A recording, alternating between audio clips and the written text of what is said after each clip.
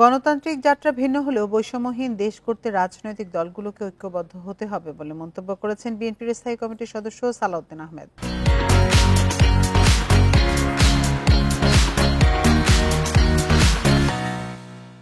বিকেলে রাজধানীর একটি হোটেলে জুলাই বিপ্লব নিয়ে বেসরকারি বিশ্ববিদ্যালয়ের শিক্ষার্থীদের আয়োজনে এক সেমিনারে এ মন্তব্য করেন তিনি।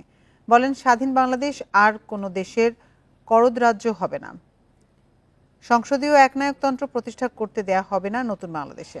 সেমিনারে জামায়াতের সহকারী সেক্রেটারি জেনারেল রফিকুল ইসলাম খান বলেন, জুলাই বিপ্লবের উপর দাঁড়িয়ে বাংলাদেশের ভবিষ্যৎ। এই বিপ্লব ব্যর্থ হলে বাংলাদেশ ব্যর্থ হবে। এ সময় বক্তারা বলেন, সচিবালয় সহ বিভিন্ন জায়গা থেকে স্বৈরাচারের দোসরদের অপসারণ করতে হবে।